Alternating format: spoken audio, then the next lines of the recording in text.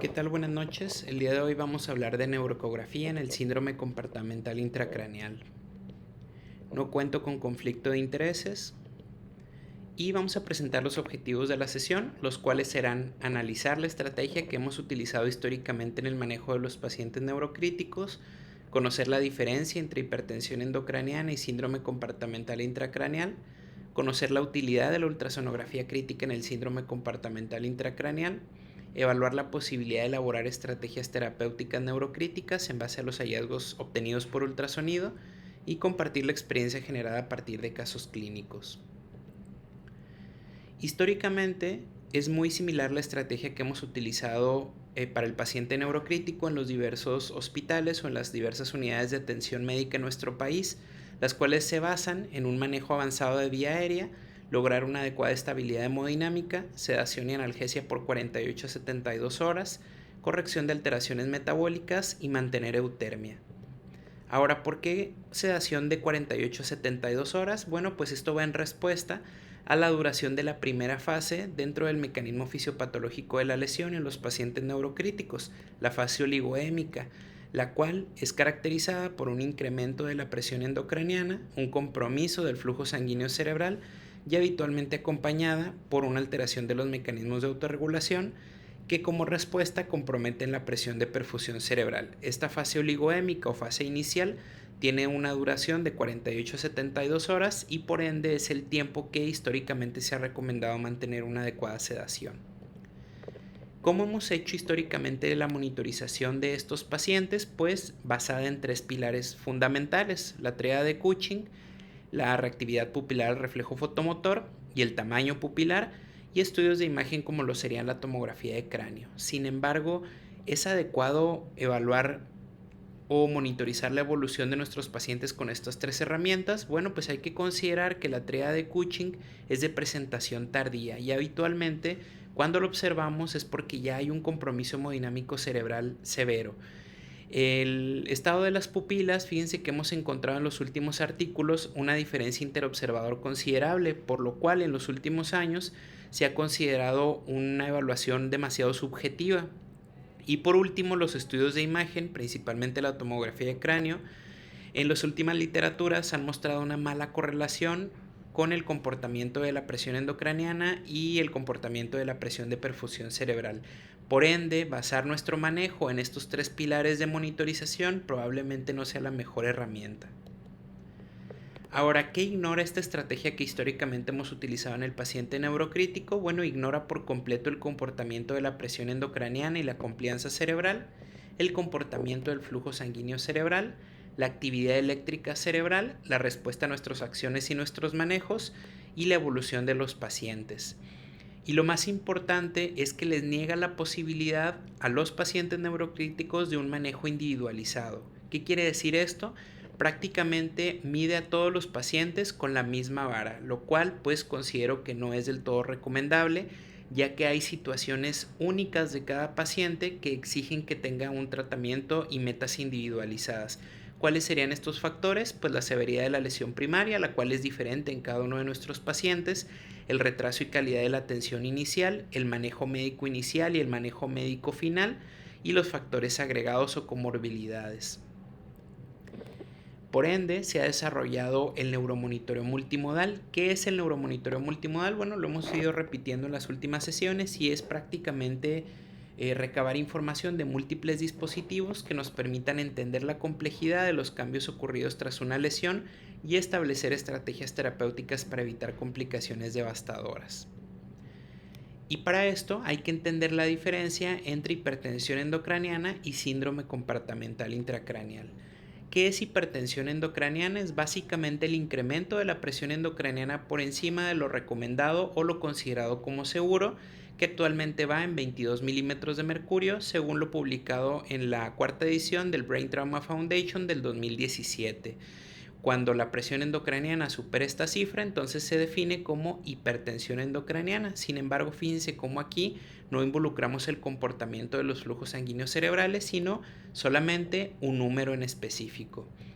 A diferencia del síndrome comportamental intracraneal, el cual lo definimos como un compromiso de la perfusión cerebral secundario a una alteración de la complianza cerebral, y aquí va en relación o no con el comportamiento de la presión endocraniana. ¿Esto qué quiere decir? Que no necesariamente tenemos que tener hipertensión endocraniana y síndrome compartimental intracraneal de la mano. Pueden ir incluso cada uno por su lado.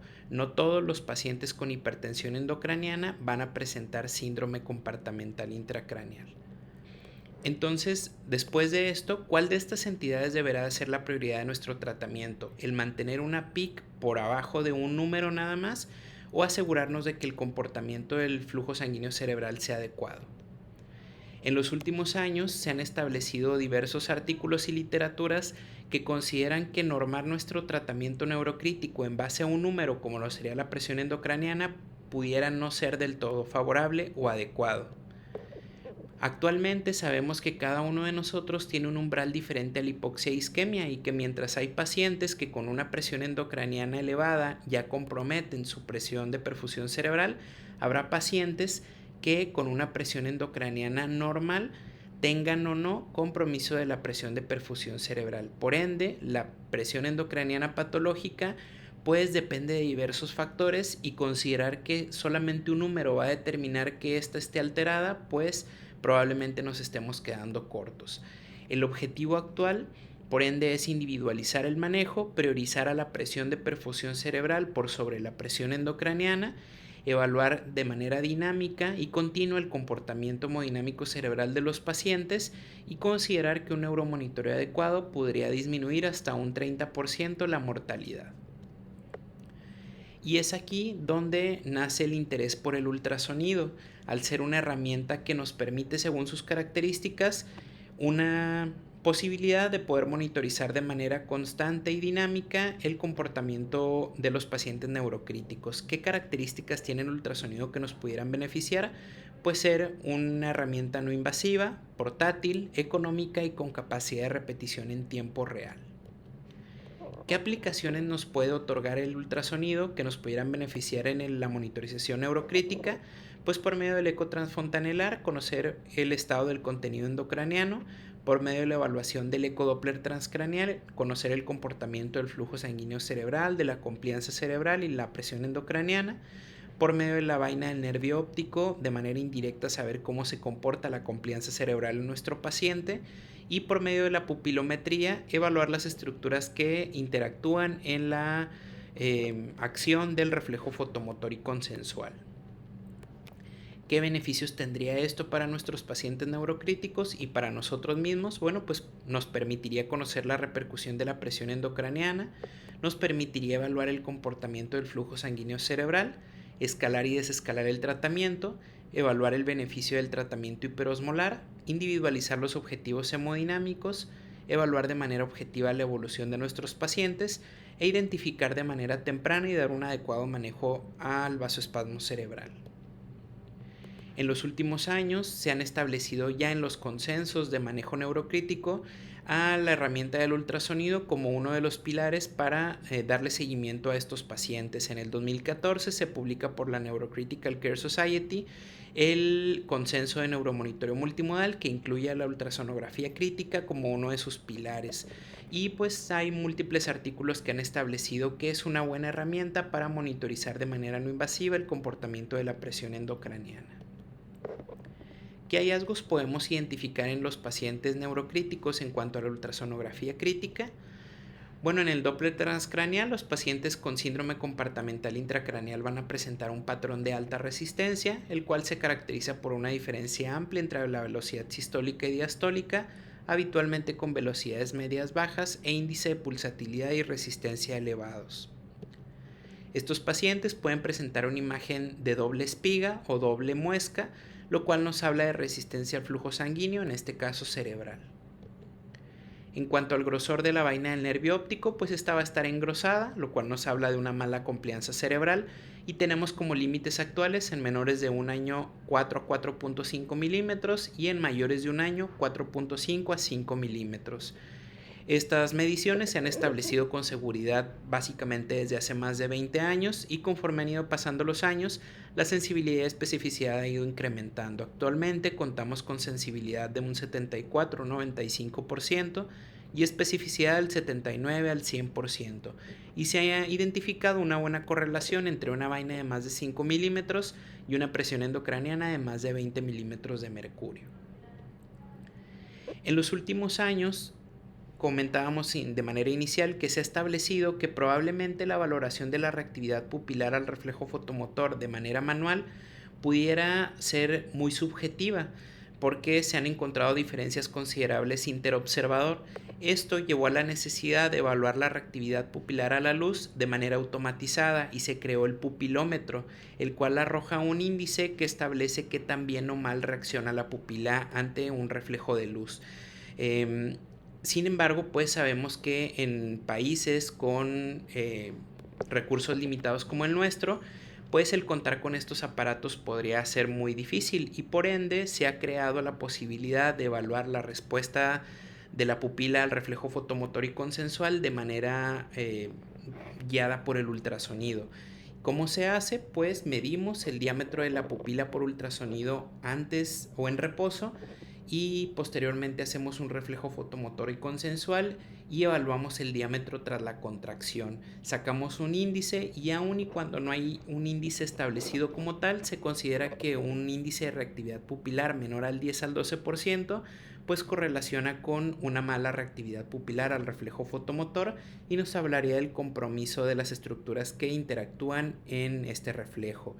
Este es un video de un paciente que analizamos en la UMAE 21, donde les voy a pedir que vean cómo se contrae la pupila tras la aplicación del reflejo fotomotor. Voy a repetirlo para que vean cómo es muy evidente. Disminuye aproximadamente un 40%, entonces medimos la pupila antes y después del reflejo y sacamos este índice. Pues ya actualmente tenemos diversos artículos que nos hablan de una buena correlación entre los resultados obtenidos por pupilometría y el comportamiento de la presión endocraniana, así como tras la administración de terapia hiperosmolar, conforme va disminuyendo la presión endocraniana, cómo va mejorando la pupilometría.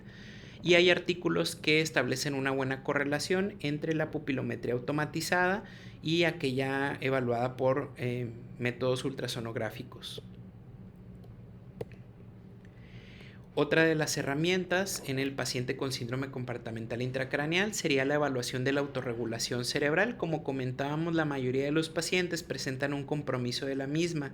Sin embargo, hay algunos otros patrones que pueden presentar estos pacientes, como sería una autorregulación conservada o incluso un estado de hiperregulación. ¿Cómo podemos monitorizar por medio del ultrasonido el comportamiento de la misma? Bueno, pues lo que haríamos es evaluar el comportamiento de la presión endocraniana y del flujo sanguíneo cerebral por medio del Doppler transcraneal y haríamos un estímulo con vasopresor, incrementando o poniendo un push de vasopresor para tratar de incrementar la presión arterial media por arriba de 10 milímetros de mercurio respecto al basal y esperaríamos 10 a 20 minutos para evaluar el comportamiento de la presión endocraniana y el flujo sanguíneo cerebral. Si nosotros observamos una relación inversamente proporcional al incremento de la presión arterial, entonces estaríamos hablando de una autorregulación intacta. Sin embargo, si nosotros observamos una relación directamente proporcional, entonces estaríamos hablando de una autorregulación alterada y que esto va ligado al pronóstico de nuestros pacientes neurocríticos. También nos sirve como herramienta de diagnóstico y seguimiento en pacientes con hidrocefalia. Hemos encontrado en los últimos años una pobre correlación entre el tamaño ventricular y el comportamiento de las velocidades de flujo sanguíneo cerebral. Por ende, considerar que un paciente requiere o no un dispositivo ventricular para hidrocefalia solamente con una imagen tomográfica pudiera no ser del todo correcta. Lo que sí es que hemos encontrado buena correlación entre el tamaño ventricular y el comportamiento del índice de pulsatilidad, principalmente a nivel del tercer ventrículo. Entonces consideramos actualmente que el estudio de imagen por tomografía debe de ir acompañado de una evaluación del índice de pulsatilidad y comportamiento de los flujos sanguíneos cerebrales para identificar en qué momento esta hidrocefalia nos está generando repercusión en el comportamiento hemodinámico cerebral y establecer con seguridad si el paciente se pudiera beneficiar o no de la colocación de un dispositivo ventricular. A diferencia del ecodoppler transcraneal habitual, en el cual el vaso sanguíneo más explorado es la arteria cerebral media, en este caso, en los pacientes con hidrocefalia, el vaso explorado debe ser la arteria cerebral anterior por la relación que guarda anatómicamente con los ventrículos laterales y el tercer ventrículo. Y se ha desarrollado el test de compresión fontanelar, el cual es básicamente aplicar una presión con el transductor sobre la fontanela de 3 a 5 segundos y posterior evaluar el comportamiento del índice de resistencia de la arteria cerebral anterior. Esto nos hablaría indirectamente de la complianza cerebral, teniendo como límites en reposo de 0.7 y tras el test de compresión de 0.9. Tendríamos que observar un incremento por arriba del 20-25% para considerarlo positivo y que hay un compromiso del flujo sanguíneo cerebral secundario a la hidrocefalia. Hay artículos que establecen que aquellos pacientes que no se benefician de la colocación de un dispositivo ventricular han mostrado incrementos del 4.8 más menos 2% contra 23.3 más menos 4% en aquellos que se han beneficiado de un dispositivo ventricular. ¿Qué sensibilidad y especificidad tiene este test? Bueno, pues varía dependiendo de la literatura. Sin embargo, se ha identificado una sensibilidad del 45 al 81% y una especificidad del 95 al 100%. También nos permitiría evaluar la severidad del compromiso hemodinámico cerebral en aquellos pacientes con alto riesgo de muerte encefálica. ¿Por qué sería importante esto? Bueno, porque si el paciente se identifica o se encuentra en una fase prácticamente irreversible, pues probablemente ya no sea necesario establecer todo el manejo neurocrítico avanzado y el neuromonitoreo, ya que básicamente las posibilidades de recuperación serían nulas. En los pacientes con compromiso hemodinámico cerebral podemos identificar 5 fases. La primera de ellas es la fase inicial, en donde observamos un incremento habitual de la presión endocraniana con compromiso de la complianza cerebral y de la perfusión cerebral. Esta sería la primera fase y es básicamente el patrón de alta resistencia al que hacíamos hincapié hace unos momentos. En la segunda fase, el paciente presenta ya un incremento de la presión endocraniana que iguala prácticamente a la velocidad diastólica, haciéndola prácticamente cero. Y aquí nos habla pues de que el compromiso hemodinámico va avanzando. Estas dos fases se consideran fases reversibles, aunque habitualmente los pacientes que generan reversión del daño son aquellos que se encuentran en la fase 1. En la fase 3, la presión endocraniana supera a la velocidad diastólica, haciéndola prácticamente negativa, e identificamos una imagen característica con un flujo reverberante o negativo, y pues esta fase se considera con muy poca capacidad de reversibilidad. La fase 4 es cuando la presión endocraniana prácticamente ha alcanzado la velocidad sistólica, haciendo una presión de perfusión cerebral de 0. Y la imagen característica es la de una espiga sistólica. Esta fase es completamente irreversible y es la antesala a la ausencia total de flujo, que es la fase 5, en la cual ya se confirma el diagnóstico de muerte encefálica. Ahora, la pregunta del millón: ¿podemos establecer protocolos de manejo neurocrítico en base a los hallazgos por ultrasonografía? Bueno, pues en noviembre o octubre del 2022 se publica uno de los primeros artículos que establecen una estrategia terapéutica en hallazgos fundamentados por ultrasonografía Doppler transcraneal. En abril del 2023 se publica uno de los artículos que a mi ver es uno de los más importantes, ya que establece la diferencia entre hipertensión endocraniana y síndrome compartimental intracraneal, y clasifica a los pacientes en 4 grupos de riesgo, basando la clasificación en 4 herramientas de neuromonitoreo multimodal: ecodoppler transcraneal, vaina del nervio óptico, pupilometría automatizada y el comportamiento de la presión endocraniana, pero no tanto en números, sino en el comportamiento de las ondas en el monitor.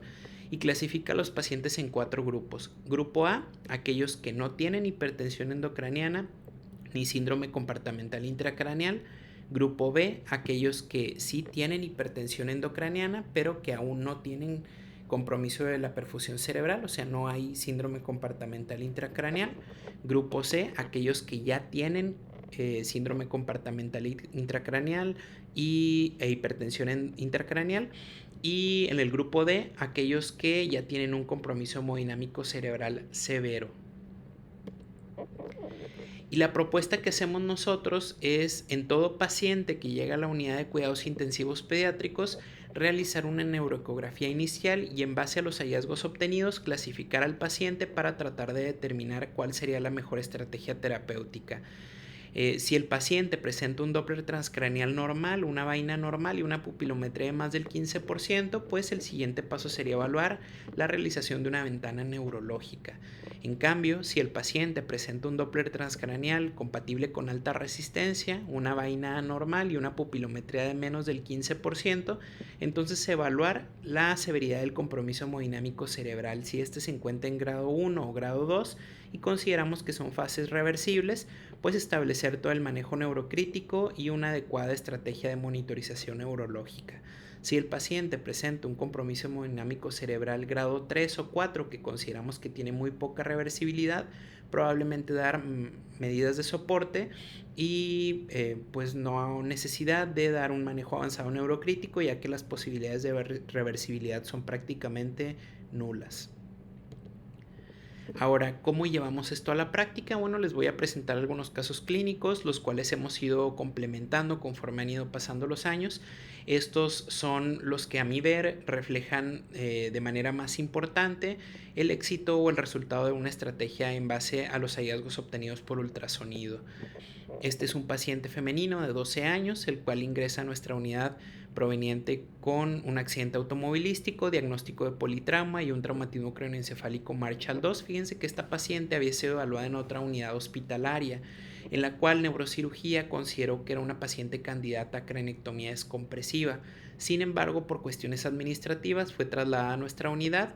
En nuestra unidad, neurocirugía considera que no se beneficia de un tratamiento neuroquirúrgico, y a la llegada a nuestra unidad hacemos una neuroecografía inicial que nos llama la atención, pues que identificamos un Doppler transcraneal prácticamente normal, un espectrograma normal con un taller hemodinámico cerebral no invasivo normal, el cual nos arroja una presión de perfusión cerebral de 69 milímetros de mercurio y una presión endocraniana de 14 milímetros de mercurio.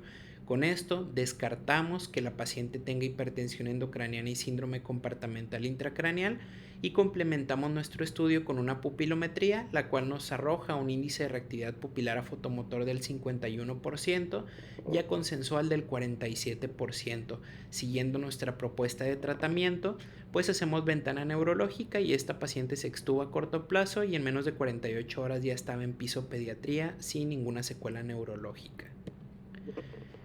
Este paciente es un paciente de 2 años, el cual llegó a nuestra unidad con diagnóstico de TCE severo y un síndrome de Kempe, el cual, a la valoración neuroecográfica inicial, identificamos un patrón sugestivo de alta resistencia, y cuando hacemos el taller hemodinámico cerebral, identificamos una presión endocraniana en el límite superior de 20 milímetros de mercurio con una presión de perfusión cerebral en el límite inferior en 52 milímetros de mercurio. Esto lo complementamos con una vaina del nervio óptico, la cual se encuentra en límite superior en 4.3 milímetros y una reactividad pupilar a la luz, la cual nos arroja un índice de contractilidad del 13% y a fotomotor, y a consensual del 5%. Aquí seguimos nuestra estrategia de compromiso hemodinámico cerebral grado 1-2 y establecemos el manejo neurocrítico completo. Si se fijan, vean la diferencia en los hallazgos obtenidos por ultrasonido respecto de este paciente al paciente anteriormente comentado. Este es un paciente de 14 años, el cual ingresa con diagnóstico de TCE severo, y llama la atención que en el Doppler inicial identificamos un patrón de alta resistencia con una imagen de doble espiga, que era la que les comentaba anteriormente, que es sugestiva de alta resistencia a flujo sanguíneo cerebral. Esto es compatible con una vaina del nervio óptico en límite superior en 5 milímetros de mercurio y un catéter de presión endocraniana con 22 milímetros de mercurio. Este paciente pues tiene una hipertensión endocraniana más un síndrome compartimental intracraneal agregado. Este paciente es un paciente de 4 meses, el cual ingresa con diagnóstico de TCE severo y en un estatus epiléptico, y en el Doppler inicial arroja un patrón de alta resistencia con un taller hemodinámico cerebral que arroja una presión endocraniana de 22 milímetros de mercurio. Sin embargo, lo que llama la atención es esta caída tan abrupta de la diástole, lo cual es sugestivo de alta resistencia, por lo cual conformamos un síndrome de hipertensión endocraniana más síndrome compartimental intracraneal. El paciente se escala el tratamiento neurocrítico, era cuando todavía teníamos tiopental, agregamos fentanilo y solución salina hipertónica y seríamos Doppler transcraneal. A las 70 horas, fíjense cómo ya la caída de la diástole es ya progresiva, ya no es tan abrupta, aunque todavía tenemos un patrón de alta resistencia. Ya a las 96 horas podemos revertir por completo el patrón de alta resistencia y ya tenemos un ecodoppler normal. Este paciente se extubó de manera programada a los 7 días y se dio de alta de la UCI a los 9 días. Este paciente tiene 8 años, ingresa a nuestra unidad con diagnóstico de un accidente automovilístico más aplastamiento, con diagnóstico de politrauma, traumatismo craneoencefálico severo e hipertensión endocraniana refractaria. Presenta un neumotórax a tensión y un abdomen agudo. Ingresa a sala de quirófano de manera urgente, donde presenta un paro cardiorrespiratorio transquirúrgico y un sangrado del 200% de su volemia. Llega a nuestra unidad de cuidados intensivos pediátricos en muy malas condiciones y al hacer el ecodoppler inicial identificamos ya un compromiso hemodinámico cerebral grado 2, prácticamente con una velocidad diastólica de 0. Como era todavía una fase 12 del manejo neurocrítico, sin embargo a los 90 minutos ya identificamos una fase 3 en la cual ya prácticamente la diástole está negativa y a las 6 horas ya en una fase 4 con espigas sistólicas, lo cual nos habla de que ya la presión endocraniana superó a la velocidad sistólica y es la antesala a la ausencia total de flujo. Esta paciente desarrolló muerte encefálica en muy corto plazo y pues se le brindaron solamente medidas de soporte. Y este es un paciente masculino de 4 meses de edad, 5.4 kilos, el cual tenía un diagnóstico de encefalocele. Se le realiza la resección quirúrgica del mismo y tiene alto riesgo de hidrocefalia. Este paciente, posterior a la cirugía, se le brindó un seguimiento con neuroecografía para evaluar la posibilidad de colocar un dispositivo ventricular por el alto riesgo de hidrocefalia. Este paciente, en el Doppler inicial identificamos un patrón de alta resistencia, sin embargo manteniendo todavía índices de resistencia y pulsatilidad normales, pero a las 72 horas empezamos a observar ya un incremento del índice de resistencia e índice de pulsatilidad. Se le hace un test de compresión fontanelar con un resultado de más del 20%, lo cual es sugestivo ya de compromiso hemodinámico cerebral por la hidrocefalia. Se decide colocar un dispositivo ventricular y a las 24 horas posterior a la cirugía se toma un nuevo ecodoppler ya con normalización del índice de resistencia y pulsatilidad. Aquí podemos observar la respuesta al tratamiento y el momento exacto en el cual el paciente ya requiere el dispositivo ventricular. Pues actualmente tenemos 3 estrategias diferentes de manejo neurocrítico, aquella fundamentada solamente en mantener normal la presión endocraniana, aquella que hemos utilizado históricamente donde lo hacemos con monitorización clínica básicamente, y la estrategia actual que proponemos con neuromonitoreo multimodal. Cada una de estas estrategias tiene sus pros y sus contras, sin embargo en lo personal considero que aquella que se fundamenta en el neuromonitoreo multimodal nos permite tener la tranquilidad de saber de manera dinámica qué es lo que está ocurriendo a nivel cerebral y de esta manera estar más tranquilos de si nuestras estrategias terapéuticas están funcionando o no. Ahora, ¿cuál es la principal limitante de la estrategia guiada por ultrasonografía crítica? Pues definitivamente la curva de aprendizaje, la cual se divide en diversas fases. La primera fase es aquella en la cual aprendemos a realizar de manera técnica la ultrasonografía Doppler transcraneal. Sin embargo, para mí no es de hecho la más importante o la más compleja. Las más complejas son las dos siguientes fases, aquella en la cual empezamos a aprender cómo interpretar la información obtenida por la herramienta, y la última fase es aquella en la cual podemos ya establecer estrategias terapéuticas fundamentadas en los hallazgos obtenidos por el ultrasonido. Cada uno de estos neuromonitoreos pues lleva su propia complejidad, teniendo la mayor complejidad el Doppler transcraneal. Entonces, bueno, pues hay que considerar que es una curva de aprendizaje prolongada y que requiere pues de múltiples estudios para considerar que tenemos la capacidad de realizar una estrategia terapéutica. Y les quiero poner como ejemplo y plasmar en cuanto a una línea del tiempo cuál ha sido nuestra curva de aprendizaje para que veamos más o menos cómo es que se va guiando o se va dando esta experiencia, por así decirlo. En el 2016 tengo mi primer contacto con el ultrasonido, y esto es porque en el HU, en el Hospital Universitario, llega el primer equipo de ultrasonografía crítica. Me parece a mí que es uno de los primeros hospitales, no solamente a nivel regional, sino a nivel nacional, que involucra ya a la ultrasonografía como parte de la formación del intensivista pediatra. En el 2018 culmino el diplomado en ecografía crítica. Se me permite dar mi primera sesión de ultrasonografía y llega el primer equipo de ultrasonografía a la UMAE 21. Actualmente ya tenemos 2 equipos.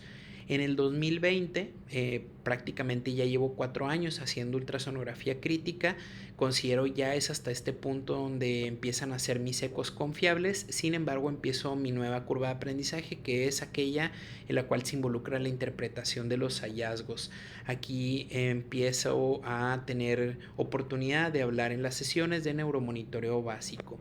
Es en el 2022 donde culmina mi curva de aprendizaje e interpretación de hallazgos, y empieza mi curva de aprendizaje en elaboración de estrategias terapéuticas.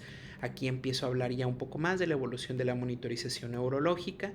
En el 2023 empiezo a hacer pupilometría por ultrasonido. Es el primer paciente en el cual elaboramos ultrasonografía para manejo de hidrocefalia, y empiezo a interactuar un poquito más con el neuromonitoreo multimodal. Y es hasta el 2024, este año, donde empezamos ya a elaborar estrategias terapéuticas guiadas por ultrasonografía crítica. Entonces, pues si se fija, es una curva de aprendizaje prolongada, en mi caso ya 8 años. Sin embargo, considero que obviamente esto va muy ligado a la cantidad de pacientes que tengan. En la medicina privada, la verdad es que no es tanta la posibilidad que tenemos de hacer ultrasonografía neurocrítica, por las limitantes que tenemos de los seguros, y porque aparte la verdad es que la mayoría de los pacientes neurocríticos en la medicina privada no tienen una severidad o una complejidad tan importante como para hacer un neuromonitoreo neurocrítico. Y pues en la UMAE 21 es donde hemos elaborado la mayor parte de esta curva de aprendizaje. Sin embargo, bueno, pues es una curva de aprendizaje que lleva tiempo, esfuerzo, y que pues ha ido creciendo poco a poco. Considero que todavía estoy en curva de aprendizaje y que seguirá en los próximos años, para poder establecer cuáles son las mejores estrategias terapéuticas para nuestros pacientes. Y pues sería todo. Les agradezco mucho, y cualquier duda estoy ahí a la